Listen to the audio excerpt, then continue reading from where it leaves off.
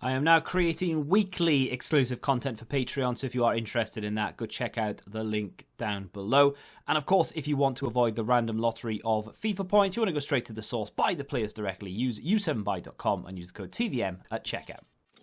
What is going on, guys? TVM here. Welcome back to yet another player review. 94 rated, road to the final. Joao Felix, 5-star skills, 4-star weak foot, high medium work rate. Coming in at around 180, 200k, depending on your platform. Of course, Xbox is always cheaper because that market is, well, pretty much on the floor. PlayStation's around the 195, 200. PC's a little bit more expensive.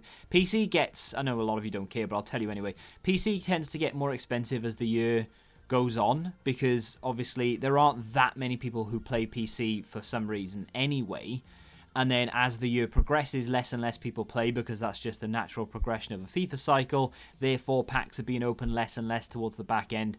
And then, of course, prices start to rise. So that's why PC prices are starting to really go up. Now, that being said, 94 Joao Felix on paper looks really nice. And of course, you have to take into consideration that he may go up again. You know, Atletico have got some, I wouldn't say favourable fixtures, but I would put them in the favourites category to get to the final. They have a very strong defence. They're sort of structured and set up really, really nicely.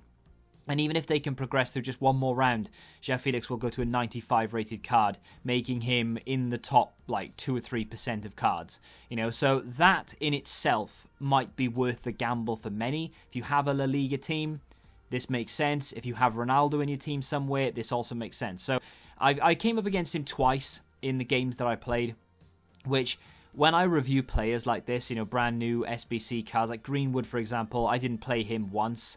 Felix I've played twice, and other cards I don't really come up against that often. So a lot of people seem to be really liking this Joao Felix card, with good reason as well. Lean body type, great pace, really good agility, balance and ball control, really good shooting stats across the board. His physicals are really nice, except his strength's not great, but with a lean body type and 5'11", you wouldn't expect it to be fantastic. We need the icons in the team for certain objectives, so that's why they're there. And of course, just using up the rest of the loans on things like Ronaldo and what have you. That's why they're in there. Ronaldo is actually in this team, in the club anyway, just the normal version, not the Team of the Year. So I thought I'd just use the Team of the Year version while I had the loan there. But with that being said, let's get into just traits very briefly. Outside of the foot shot trait is good because, of course, he does have the 5-star skills, but he only has the 4-star weak foot. So having an outside of the foot shot trait is definitely going to benefit.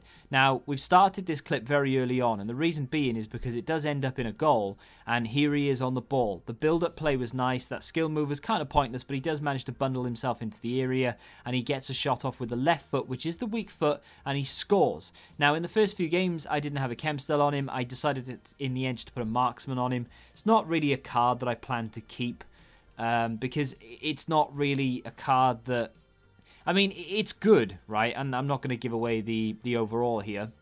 It's a good card, and I did enjoy it. And of course, we know it has the potential to go higher. But I'm not in the habit of keeping cards that I don't intend to use all the time. Does really well there. Gets a good goal from Pires in the end. That's not a bad card, actually. A lot of people will turn their nose up at that if they pack it from the Icon SBC. And of course, you know, he's not really worth an awful lot. So if you do end up packing him from the Icon SBC, you might be thinking to yourself, well, that's a bit of a waste. What a ball that is, by the way. It's a bit of a waste because I could have just bought him for half the price of the pack. And yeah, you could have, but at the same time, he's still a good card. So, you know, swings and roundabouts. But when it comes to Joao Felix, I mean, if I were you, what chem style would I be using? I mean, the marksman isn't terrible. It takes him up to a 97 rated striker. I originally wanted to put a sniper on him to boost up the rest of the dribbling, to make him feel maybe a little bit quicker on the ball. The second touch is something that really bothers me about Joao Felix. I don't know why, and I don't know if it's just a coincidence or whether it's actually a thing. But the first touch isn't too bad from him. His first touch is always quite good. It's the second touch. There, see? It went a little bit too far away from him, but got away with it. In the clip previous, when I actually scored a goal from it, his second touch was really bad. His first touch is always pretty decent, but it's just his second touch, never really that great. And especially when you come down off a volley like that. I mean, obviously, I didn't take a touch. It just went straight for the shot. Maybe you could have laid it off, but thought, well, screw it, I'll just go for goal. But when you're doing juggling, and I tend to juggle quite a lot, the touch after the ball bounces once is always really heavy with Joao Felix. It's not for other players, and I'm not saying every player, but it's not for some of the other, like Summer Heat Ribery, for example. I tend to juggle a lot with him, use him as a striker. Ball comes into his feet, click the right stick in, does a little chip up to himself, and then you can keep doing that for as long as you want. And then as soon as the ball bounces and you go to take a touch, Ribery's touch is really nice and controlled. It takes the speed out of the ball, drops the ball to the floor essentially, and you can either just shoot from there or you can take another touch. When Joao Felix does it, he can't really get under control that well. I wouldn't say it's 100% of the time, but it's often enough that I'm aware of it, right? So just be aware of it yourself. That's what I would say. Other than that, though, I mean, his second touch, like I said, not particularly fantastic, but that's just my experience. You might have a different one.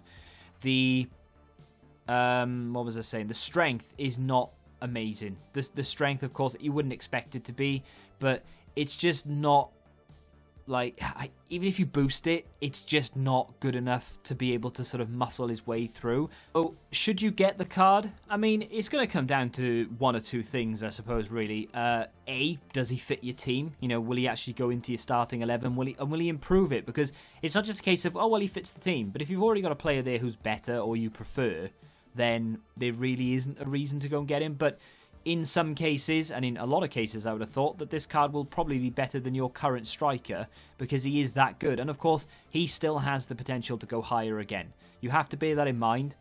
You are essentially getting a card that you're gambling on him really going through. Atletico have got a very good team. They're well structured. They're well organised. They've got a good manager, good set of players. So they've got every chance. There's no reason why they can't go all the way. But we'll have to wait and see what happens. Then if they do, of course, you're going to be left with an unbelievably high-rated Joao Felix card. The other reason, of course, is because it's not that expensive. And yeah, on paper it looks expensive, right? 180, 200k sounds like a lot of money, but they've got 82 to 88 upgrades, 81 plus upgrades in the SBC section. So if you have the time and you can be bothered now at this stage of the game to go and grind, therefore, you know, doing bronze packs and then doing the bronze upgrades and the silver upgrades and the gold upgrades and doing the 82 to 88s, and you know the grind in this game by now.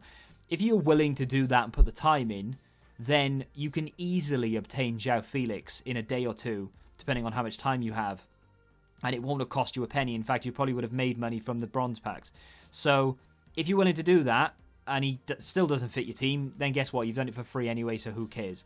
So, those are the two reasons why I think you should do it. He's definitely worth it, in my opinion. That price tag for this card, which is end game in every sense of the word. I mean, his finishing is really good. His skill moves are nice. I mean, you can play with a 70 rated card with 5-star skills and still have fun. So imagine playing with a really high rated skillful player having those 5-star skills. It is just a dream. Outside the foot shot trait makes up for that 4-star weak foot. His positioning is really good. The lean body type, the agility, the pace, it all feels fantastic. There's no reason not to get it, really. I mean, if you've got the time to grind it, yes, do it. If you've got the cards already in your club, in my opinion, yes, do it. Especially as he plays for a team who I think can go quite far in this competition. I've said that now and they'll get knocked out next game, but it is what it is. If you have enjoyed this player review, do me a favour and hit that like button. Subscribe to the channel if you're new, and until the next time, goodbye. Football Index. The game changed. Download the app now.